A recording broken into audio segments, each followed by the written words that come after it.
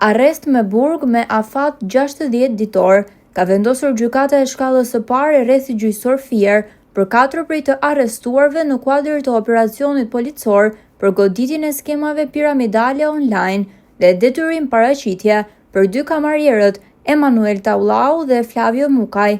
Arber Qela, Emanuel Taulau, Flavio Mukaj, Marius Skodra, Brunilda Ndini dhe Brunilda Todi kanë bëritur në gjykatë rreth orës 8:30 të ditës së sotme, të shoqëruar nga 2 fugon policie, ndërsa në ambientet e jashtme ndodheshin familjarët e tyre.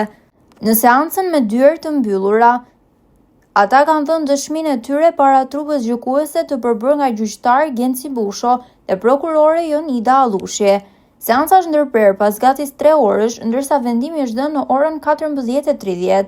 Mësohet se para togave të zeza, 6 të akuzuarit kanë thënë se janë viktima të situatës, ndërkohë për mediat, nëna dhe tezja e një prej të arrestuarve, kamarierit Emanuel Taulau, ka pohuar se nuk e dinin që kjo ishte e gabuar.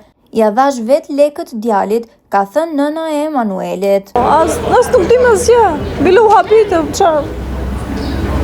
Ju e dinit që kjo ishte një lloj në një farë mënyrë si para me para. As kemi ngjur gjë, as si veprohet, as si hyn, as nuk dim asgjë.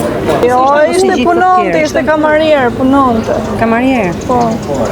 Nuk dim asgjë. Keni marrë avokat vet apo e ka caktuar gjykata? Nuk, jo e kam marrë. Nuk keni caktuar, keni marrë vet.